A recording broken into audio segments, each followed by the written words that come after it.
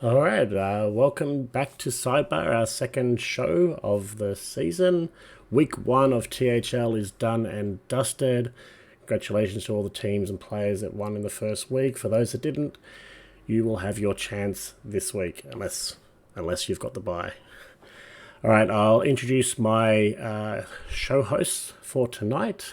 First up, the GM Slayer himself, Yo Daddy. How are you going? Hello, hello. Pretty good. Happy to be here again for another week of the greatest THL show ever made. Awesome, good to have you on board.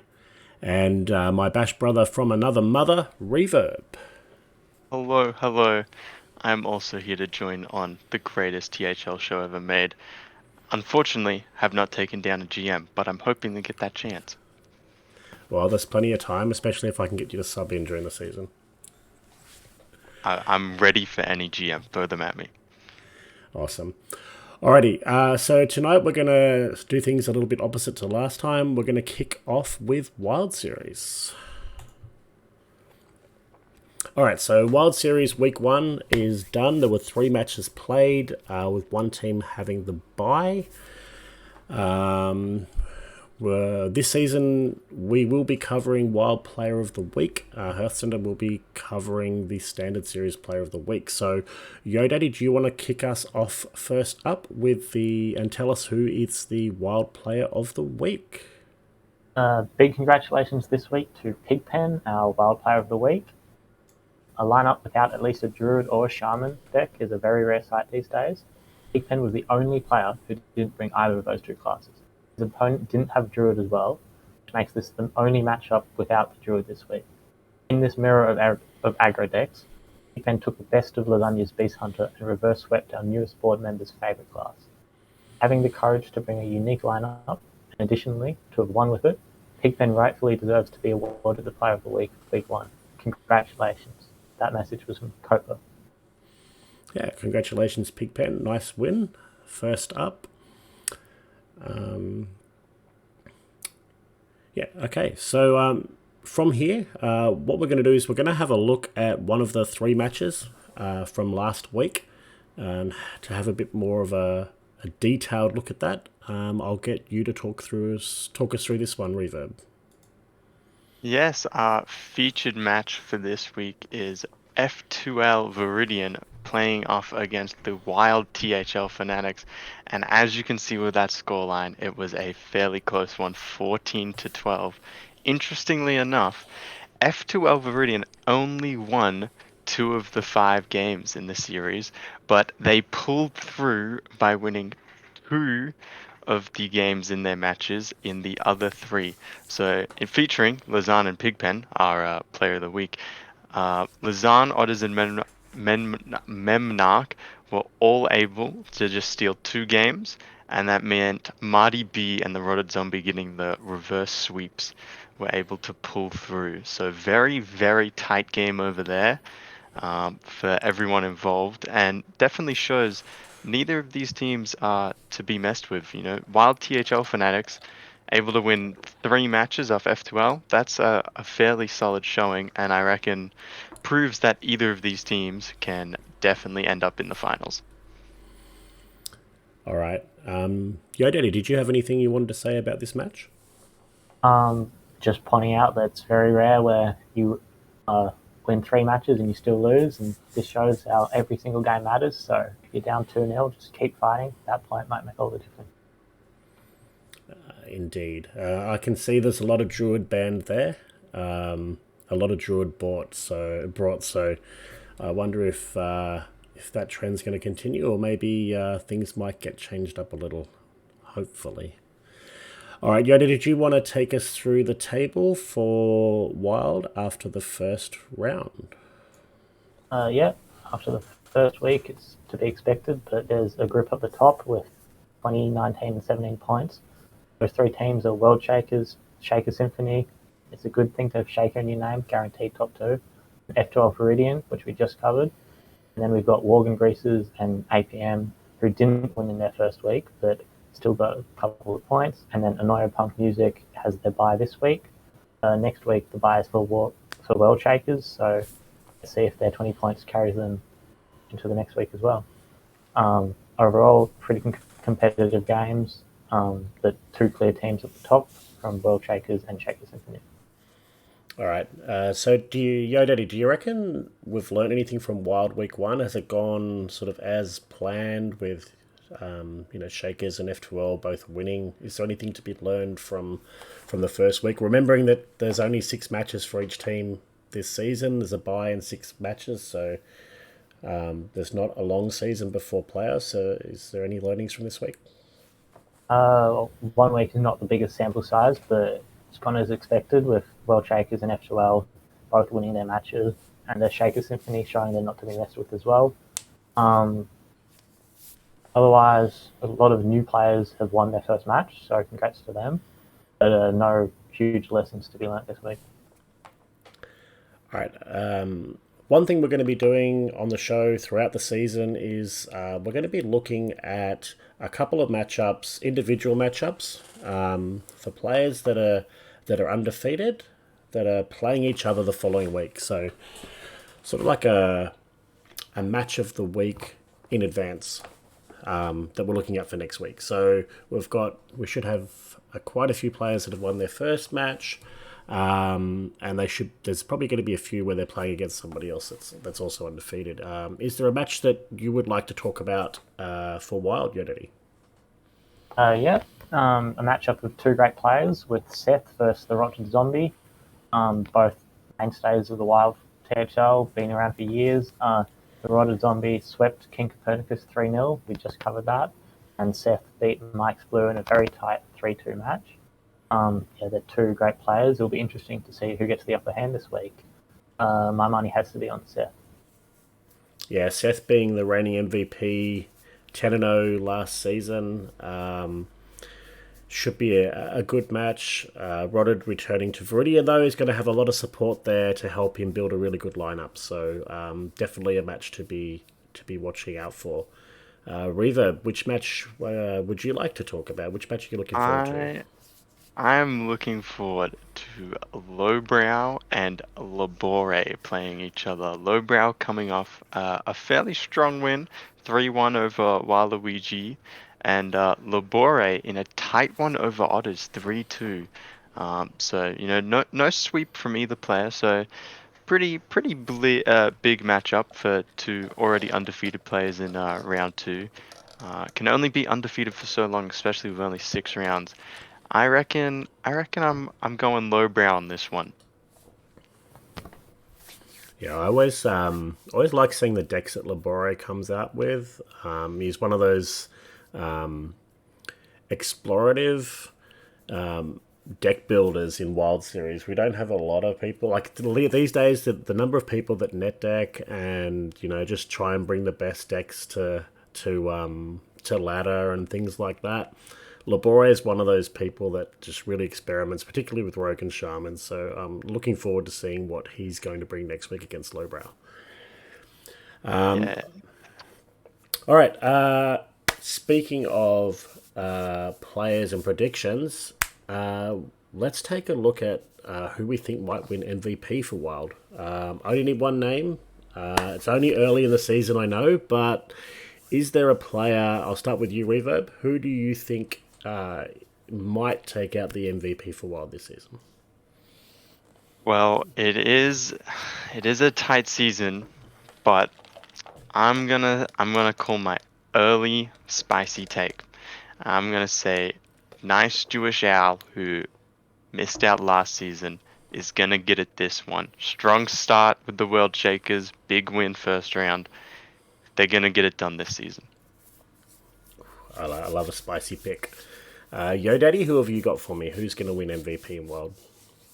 My money is on Lorthos. He's only in the 4 seed, but I'm predicting that he's just going to steamroll through the format, win every week, end up 6-0 in the 1 seed. Believing in Lorthos. Yeah, a very good pick. Went undefeated in the regular season last season. Started with a win again this season in a very good team. Good surroundings with his teammates. I think he's going to be tough to beat as well. All right, so from Wild Series, we're next going to jump over to the other Open Decklist Series, Pro Series. All right, so for Pro Series this season, we're going to do the same thing with predicting players. But before we do that, we're going to take a look at some deck brings from the first week. So I'll just bring them up on the screen. All right, so this was a bring in the first week. As you can see, we've got Death Knight, Demon Hunter, Paladin, and Shaman. This was Saku's bring. He got a 3-0 win in his match in the first week. Relic Demon Hunter was actually banned in this matchup. Frost Death Knight was got a win in the first match. And then I believe Pure Paladin and Totem Shaman managed to get wins over Priest. Reverb, how many games have you been playing on ladder with Pure Paladin, Totem Shaman? What can you tell me about these decks? I haven't played as much Pure Paladin as I've played the Totem Shaman, but I love Totem Shaman. It's not as standard as the priest or the mage or the rogue that people like to bring at the moment and play on ladder, but I think it is a bundle of fun and it is actually fairly strong. You go very wide with those totems very quickly, and it only takes like one or two buff cards to run it like right out of the water real quick. The Stone Right, easily the best card in the deck. If that is in your hand, you are having a fun game. Yeah, indeed. Yeah, play it on curve, and you're looking really good. I noticed no. They've got Jive Insect in the the 5 mana spell slot here. I know a lot of people have been running a bit more burst. Yeah, there's no Bloodlust. Jive is a fairly strong card, but at the moment it suffers to Blood Knight's removal fairly easily. So going forward, you'd probably prefer to see Bloodlust, assuming Blood Death Knight lives through a patch. But Jive's still a fairly good card, and even without Bloodlust, Flame Tom Totem and if Eyesore gets left on board, it's game over. So could definitely have more burst, but still fairly solid. And Yeah, who doesn't want to hear Die Insect in their game? definitely, definitely. We all love to see the old cards come back, especially the ones that can do 8 damage to face. All right. We'll just jump back to the other screen. Reverb, is there a match you want to look at next week for Pro Series? Yes, there is. I would like to look at. Well, this is funny. It features a co-host losing one game and a co-host winning the other game. So Ron Mexico defeated Bone Masher, and we'll be playing against Yo Daddy, who defeated Lima. So two very strong players and a third one that lost. Sorry about that, Bone Masher. Ron has had fantastic season after fantastic season, coming in, starting this one strong again, and up against Yo Daddy, who started with a fairly convincing win over Lima. So this is going to be a good one, and hopefully one co-host can get some revenge for the other. I'll do my best to uphold the good name of the sidebar. I'll revenge you, Bone Masher. Don't worry about it. That's what I like to hear. Yeah, I expect this to be a really good match. Ron's the reigning crossover champion, which we'll probably get to later in the show. Always has is a tough opponent to play. I've watched his stream quite a bit, and he seems to always find the right lines. He definitely found the right lines against me last week. Some really good top decks there in a couple of games as well. Yo Daddy's no slouch himself. 2 seasons in pro. He's won MVP. He's had an undefeated season and started 3-0 against Lima. So yeah, this is going to be an absolute blockbuster next week. Yo Daddy, which match did you want to look at for next week? My match is World 8 versus Jess Bean. World 8, this is their first season of pro, and they came out strong, beating Just in Time 3-1. That's probably the best opening we can hope for. and then Jess Bean swept my teammate Jimmy Lamb. I would just like to read out his comment after that match. He said, at the start of the game, I got Giga High rolled and left the chat. So, yeah, that sounded like a fun match. But I know what definitely be a fun match, which is Jess Bean versus World 8. Let's see if the new player can keep his lifetime undefeated streak alive. But Jess Bean is no slouch themselves. Extremely strong player, probably undefeated. Yeah, it's going to be a great match. Yeah, Jess Bean's about a 3 seed in Hero and Legacy, but he's definitely a player that's probably below where he should be. I know he's been hanging around in high ladder, one time or another. So I think he could probably sort of easily hold his own in the 2, even maybe the 1 seed. So this should be a good match next week. MVP predictions. Pro Series is a bit different to Wild Series. There's going to be 8 matches in Pro Series this season, no buys. So there's a few more matches. We may not get an undefeated player, but if a player does go undefeated, then that's going to be a really good season. So, Yo Daddy, who do you have for me for Pro MVP this season? Who's your tip? I'm going to be a little bit biased here and pick one of my teammates. I'm going to pick Waluigi. They won the MVP in Wild last season, or 2 seasons ago. They're going to be undefeated in Pro as well.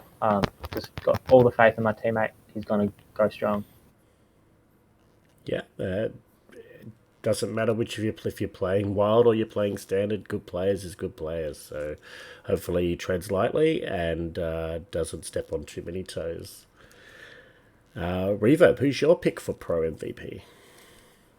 I think it's already pretty tight for first round. There's a lot of good players that have lost, a lot of good ones that won. I wanted to keep gassing up the new players and give it to World 8, but I think someone in that match that we didn't feature, Super Chicken, I'm going to pick to win it all. They're going to go undefeated. They got a strong sweep against Heat Shock in the first round. And if they can follow that through for the rest of Pro, we might be seeing an 8-0 Super Chicken to end it.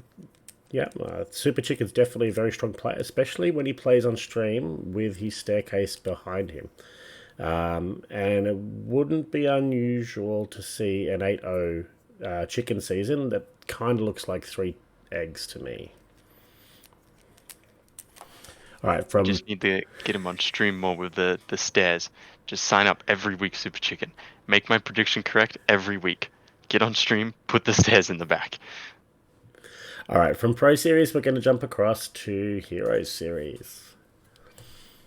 All right, so for Hero Series, again, we're going to be looking at a couple of matches for next week.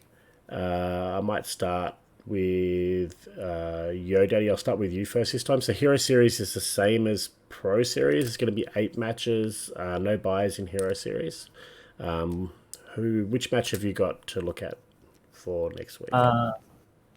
Match is a battle of 2 5 seeds. Azealia Akari swept Saku 3-0.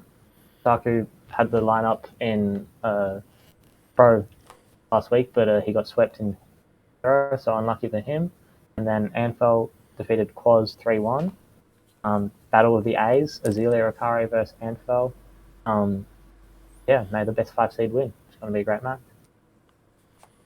Yeah, I think Anfar was one of the Hero Series All-Stars last season. I think it was his return season back to THL. Definitely had a great season. He's kicked off this season really well as well. Azalia Akari, always a very good 5 seed. Sometimes plays in the 4 seed as well, so that should be a really good matchup. Reverb, which match have you got for us for next week? I'm going to be taking a look at the 4 seeds, and we have got a huge one. Tempethist comes off a 3-2 win over Asmonaut and is going to be coming up against the reigning leak for who it is, reigning 2-time MVP 2-star Mako, who got a 3-1 win over Pro Bluan. And I think this is a huge matchup. Tempest already proved themselves in the first week, but if they can manage to get a win here, it is going to be massive for any primers. Yeah, two-star Marco's done really well the last 2 seasons. As you said, double back-to-back MVP. So maybe there's a bit of pressure there to try and, to follow it up with a third. But, we'll see. Tempest new to THL. Great to see them get a win first up. But yeah, they're definitely going to have a match on their hands coming up against a player who's had some prolonged successes in Hero Series. MVP predictions. I might start this time with you, Reverb. Who have you got for Hero Series MVP? I'm gonna run with the person I just featured. I reckon Tempest manages to get it this week over Mako, and they are going to have a massive run in their first season and take that MVP home. Yep. I think that the team that he's playing is with as well. I think we featured them or talked about them a little bit last week in our review. He's playing with his friends and people that he knows, the collegiate team. They're obviously gonna have a bit of support. So if you're enjoying your game, your Hearthstone, if you're enjoying your teammates, and you've got that prep that you can get going with, you can definitely get on a run. But I'm not so sure about this one. But we'll see. We'll see if It's my spicy take. if it does come off. We're definitely gonna have to mention it next week. I'm Put it sure. in the books. I'm sure you will mention it if it happens to come off this weekend. Yo, Daddy, who's your tip for Hero Series MVP? My tip is slightly less spicy. I'm just going 1 seed in the best team probably in the game. Lima from the Golden Wisps had a very tight win over Maxibon, another incredible player. Yep, he's a 1 seed. He's on the best team. He's gonna just destroy the competition. Got full confidence in Lima. Yep. Yeah, Lima's definitely a very strong player, and as we mentioned before, if you're on a team that's doing well, then you've got that support from other players that are also got a very good read on the matter. So, I expect to see a strong season from Lima, and yeah, I'll make sure I note down these predictions, and we can refer back to them as the season progresses. All right, from Hero Series, we're going to jump over to our final series for predictions, Legacy Series. So Legacy Series is a bit like Wild. We have got 6 matches this season and a bye for each team. So not a very big season. And you're probably going to need a 6-0 to take out the MVP, particularly in Legacy Series, which is our largest series with 15 teams. We may even have multiple players with a 6-0 record. Having said that, Reverb, do you want to start us off this time? Who is your match that you want to talk about next week? We are going to be looking at a couple of 2 seeds for next week. Classy Thug has defeated who I think can go all the way in pro season, Super Chicken, convincingly with a 3-1, and is going to be coming up against Yakster, who also convincingly beat Bremen 3-1. So pretty big battle in the 2 seed over there, both coming off solid wins. Should be a good one. Yep, both players that have been around THL for a little while. Solid players. Usually have a pretty good season, usually have a positive season. So yeah, it'll be interesting to see how that match goes next week. See who can stay undefeated. Yo Daddy, who is your match that you want to run through for next week?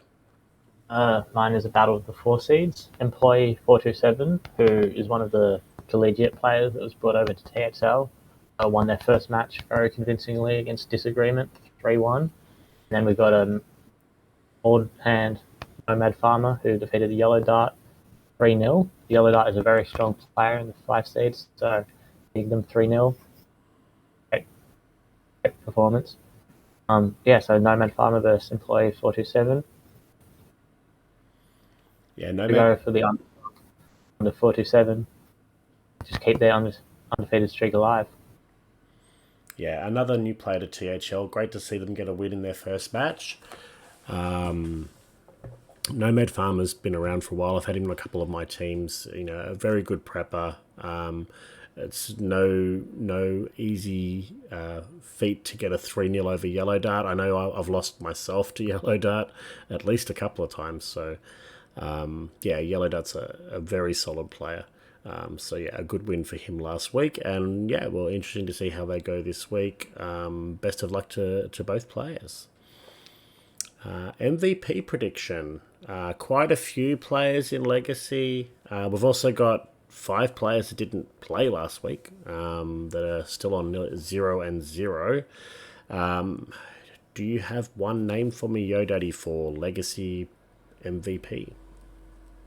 I've got to pick my APM teammate past seasons, Chewy.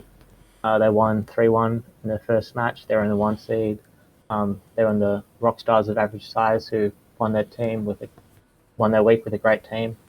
Got full confidence in my friend. He's gonna go all the way. Yeah. Hopefully Chewy doesn't do as well in Pro this week because I'm up against Chewy this week. But I'm sure we can let him get a win in Legacy. Chewy's a really good player. Preps really well. Expect him to have a really good season. A very good tip for MVP. Reverb, who is your tip for Legacy MVP? I am going to stick with the hot takes by naming the coldest named player, Isa, who is a ex-Legacy All-Star, got a tight win over Bitbreaker, and Bitbeaker, sorry, and I am picking them early. Bookmark this take as well. They are going to go undefeated and have a shot at MVP. Yeah, Isa's a really good player. Captain of the Cooler.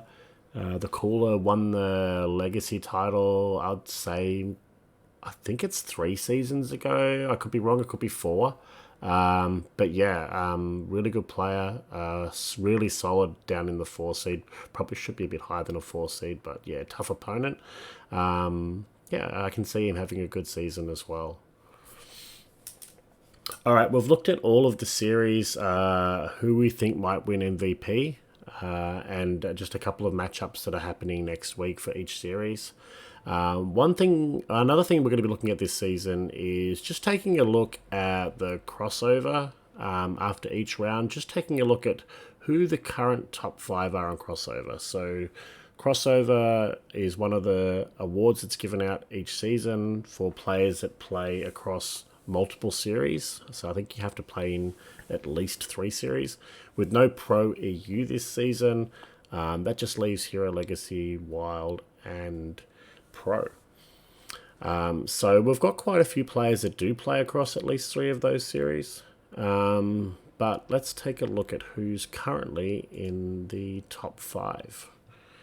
And I'll get you to talk us through this, Reverb. Yeah, so the crossover champion for last season was Wrong Mexico, who went 18-3, and currently he's sitting at number 2, just behind Jespin, who's gone 3-0 just like Ron Mexico, except Jespin just 1 less loss than Ron Mexico, sweeping a little bit better so far. But in number 3 is Neji, 3-0 as well. Got a 9-6, just a few more losses, unfortunately. Number 4 is Robobson, got a 2-1 with 8-4 record so far. And Based Inc. coming in strong at number 5 with a 2-1 record as well, overall 7-4. So, fairly solid rankings so far.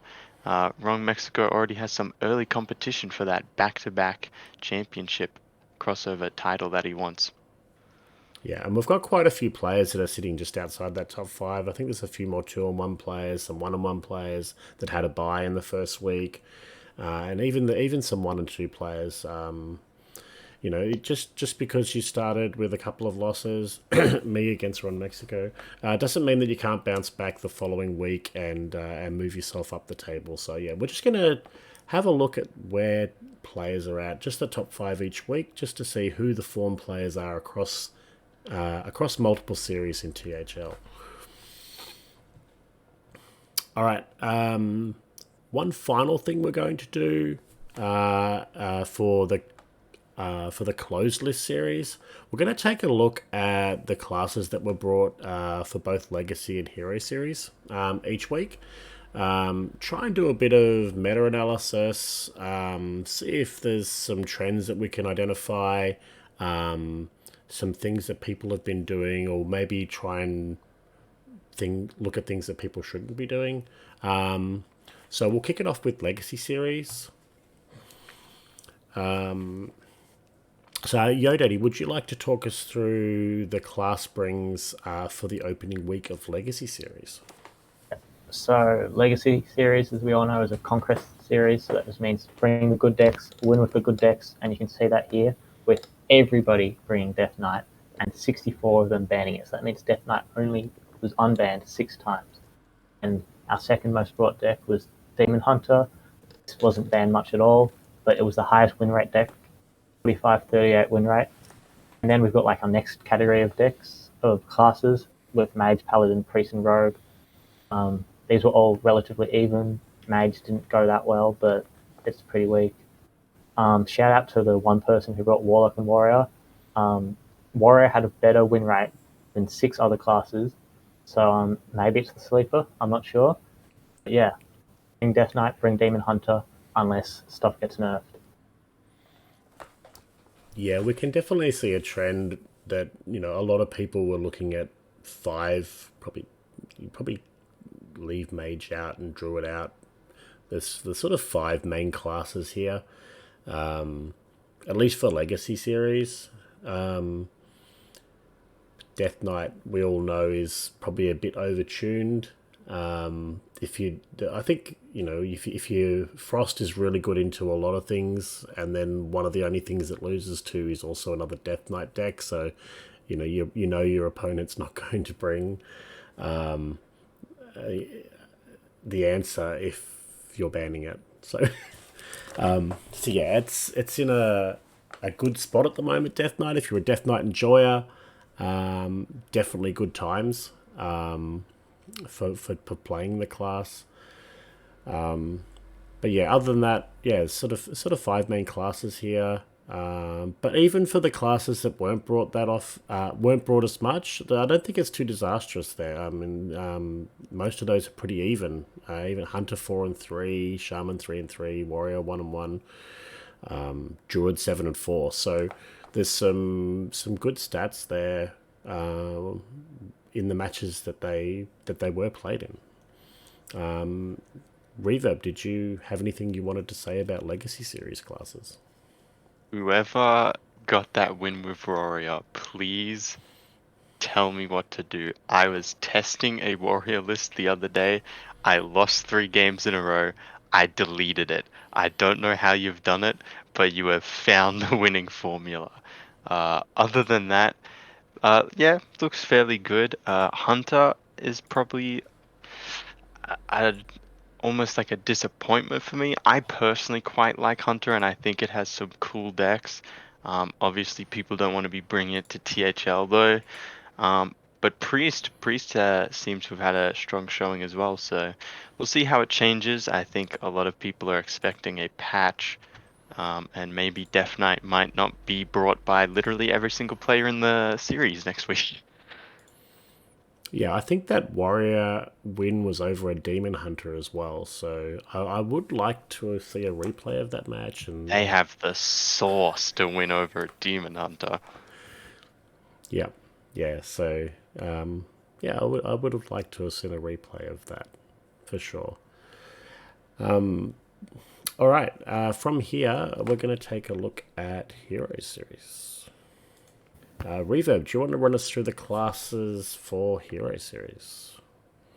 Yeah, so Hero Series a little bit different. Obviously, not a conquest format, is using hero format. And slightly bit more diverse almost. Not as much Death Knight. Woo! Someone has the counters to that. And also a little bit less Demon Hunter, fair bit more Druid, and not as much Mage, surprisingly. I think, oh well, I personally thought Mage maybe brought a bit more. But main standpoint for me is a lot more Druid, but not a good showing for Druid. I think a lot of people were playing the Tony Druid, trying to target a few things. But the unfortunate thing is, being a closed list series, Druid doing well into, I believe it's Outcast Demon Hunter? No, it does well into Relic Demon Hunter, but gets beaten by the Relic Demon Hunter means if your opponent with a Demon Hunter in their lineup sees your Druid, they're probably just going to opt for the Relic and then your. Not the Relic. Yes, the Relic. Not the Relic. Not the relic, the Yeah. The outcast. Outcast. Too many Demon Hunter decks. They're going to opt to bring the Outcast, and then your countered list kind of thrown a miss, and with all its other bad matchups, Druid's just going to fall off. So I think people trying to counter with Druid actually got countered more effectively by the people Druid was trying to counter, which is interesting enough. Outside of that, looks fairly standard. A lot of Rogue, actually the third most brought class. So we'll see how that goes after this week as well. Yeah, I was certainly expecting to see more Druid in Hero Series than Legacy Series. As you said, in Hero Series, you're bringing the decks that you could think you can counter queue your opponent with, and I thought the Druid was something that would be more suited to Hero Series for sure. I didn't actually bring it myself last week, but a few of my teammates did, and yeah, I was definitely a deck that I was definitely considering for Hero Series. So I was surprised to see the numbers when I went through the scouting details today, and saw that it went 5 and 16. It was really surprising. But yeah, your point there about Demon Hunter with if you're facing Druid, you probably bring Outcast because it's got a much better matchup spread, and you target the Druid a little bit, so you give yourself that edge. So, but again, outside of Druid, there's it's sort of those other five classes, and if it's not even, it's not far off. So, I think week one for both Hero and Legacy, people have sort of brought the good decks, the good classes a little bit. As the season goes on, maybe with some changes to some cards, might shake it up a bit more, and people might come up with other strategies. But yeah, usually first week of THL, there isn't too much experimentation as well. You don't want to, go too far out there, and the cards are only new. It's only a couple of weeks into the new set, so things should definitely be interesting for us to review going forward each week. I'm definitely looking forward to that. Yodaddy, is there anything you wanted to hit up on the Hero Series classes? Just like to point out that in Heroes, Warrior was not the bring. Didn't win sadly, but Warlock, undefeated, 2 rings, 2 wins, had almost as many wins as Demon Hunter, as Death Knight, which is insane. Otherwise, I agree completely with what you were saying, and I hope to see a little bit more spicy brings next week. Yeah. I think so. Warlock was brought in 2 matches. I don't think it was played in one of the matches, and in the other match, it won twice. So, in the match that it won, it beat Druid and Priest, and it was played. I think it was games 3 and 4 or 4 and 5 in the series. So it was definitely kept as sort of a whoever I can't remember who brought it, but they knew which classes they wanted to play it against, and it was probably more of an answer to those classes. Maybe it didn't have a good matchup into one of the classes, and they saved it for sort of once that class was gone. But yeah, two brings, and it went 2-0. So there's definitely something there. There's probably room for experimentation, and there's probably room for these other classes to be brought in a lineup. It's just trying to find that right lineup against what you expect to see on the other side. And then the Death Knight with the bans there was a couple of DQs in Heroes. So as you can see, 41 bans. I think the 41, 42, 45, the bans add up to 45 out of 50. So there was one person that didn't ban, so they mustn't have put a ban up on their screen. And then there was 2 DQs. So the 47 brings is more like a 43 because the 2 DQs had them. So I think one of the 2 remaining matches where Death Knight could be played, I don't think Death Knight was even played in one of those. I think the person swept with Demon Hunter, so didn't even get to play Death Knight. And the other one, the Death Knight was the sweep. So you leave Death Knight up and it's swept. Yeah, very very telling. I think Frost. I'm assuming they bought Frost. Frost is a powerhouse. Yeah, for sure. All right, so we're going to continue to have a look at Hero and Legacy series especially, and we might even do some analysis of Pro series and maybe even Wild as the season progresses. Definitely be interesting to see how things go if and when we receive changes to some cards with some buffs or nerfs. And speaking of that, for our checkout question. So, we expect to see nerfs either this week or next. So a lot of people are saying this week. What cards, if any, do you expect to receive a nerf? Reverb, I'll start with you. Yeah, this one's an interesting question. I'm expecting far more buffs than nerfs, and I think the buffs will be more impactful. But I do think they are definitely going to nerf something in Death Knight. And the hard choice is Death Knight has 3 good decks, and you can't use the cards from one of those decks in the other decks because of the rune system.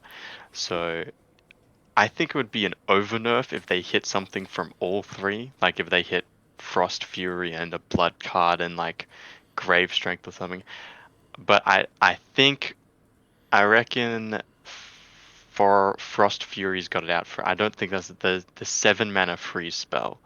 I think it might be 8 mana in the coming future. I think it's definitely not exactly fun to have your whole board frozen on curve and then the turn after, and then sometimes the turn after, and sometimes they have the freeze weapon early as well, the Mithril. So I reckon that card might be getting a hit soon.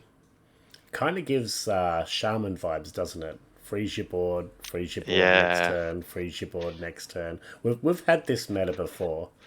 I've seen this yes. before.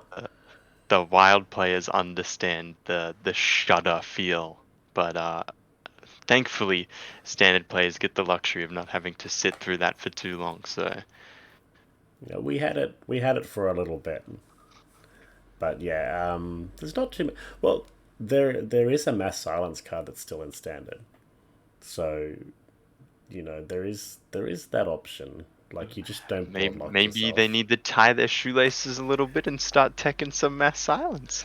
Yeah, maybe they need it in their sidebar. What's in the ETC? Yeah, chuck it in that ETC. Tech for it. Death Knight isn't that good. You guys just aren't putting it in your sidebar. For sure. Every card is better when you pay 4 mana to put it in ETC. 4 mana to put it in there and 4 mana to play it. But all right, Yo Daddy, what's your takes? Do you expect to see nerfs this week? And if so, what do you expect to see a nerf, if anything? I'm definitely hoping that they change Twig to refresh, and then I think that's probably enough for Wild, and then we see how the meta shakes up after that. But looking at Standard, a Nubrakan has to get hit. I know Druid isn't really performing that well in the stats right now, but a Nubrakan is absolutely broken, does some crazy shit. So that definitely has to get hit, and I agree with Reverb on the Death Knight changes. But what also needs to be done, I think, is the 3-mana 2/4, which discovers a spell. That card has just been played in practically every good deck right now. It's the school teacher from this expansion. Oh, And the undead one. if you bump it down to 2/3, I think just that would do a lot to bump down all Death Knight decks, as well as and the buffs. I hope Warlock, Warrior, Shaman, just even if you just give like the tribe to a bunch of the warrior cards, which would allow Menagerie to be a lot better. Just like not even changing the stats, just putting the tribe change so much for the warrior class, and I really hope they do that. Yeah, the suggestion for the change to I can't think what's the name of that card. I know what the cards do. I don't know if this is just an old person thing. Like I'm showing Yeah. my age here, but I know what the cards do. I can never remember the Yeah, name. This is why you I should never have me on THL trivia. Like I just I'm I terrible with have it. I But have friends that played the game with me like 4 years ago, and they can rattle off the mana cost, the stat line, and what the card did, but they cannot remember the name for the life of them. yeah. All right. So Nerubian Vizier. That's the card we're talking about, yeah. The 3-mana 2/4, discover a spell, the neutral undead, yeah. Costs 2. Yeah, Is that the one you're talking about, Yodaddy? Yeah. That's the one you think might get hit. I think this is a four. I think this is a 4-set thing as well. Like in a 4-set meta, discovers are the smallest sample size. Remember a few seasons ago, a couple of years ago, we had Spell Mage. Was it the Spell Mage yeah, yeah. with the transform all of what was that mage card that you transform your whole deck into spells that cost Of 2 what? more? Yeah, I don't remember. yeah. I So never that played the was. card I actually. think that's the same kind of thing. We're in sort of a 4-set meta. So discover is king. You've got a small sample size. You've got a small pool of cards. That's what I'm talking about. You have a small pool of cards to discover from. So anything with discover, especially a card like this where you can reduce it. If your undead card dies, you 3-mana discover something, and then it costs 2 less. That's a pretty good card. So I think I'm with you here. I hadn't actually thought of that card, but I think I'm with you. I think that could be changed to it costs 1 less. It might just slow things down a little bit. So not as much mana cheat. The card that I think might get hit from Death Knight, it's a Frost card. It costs 2 mana. It discovers as well. As I said, I'm terrible with names of cards. Well, So Frost Strike, is it Frost Strike? Yeah, Frost Strike.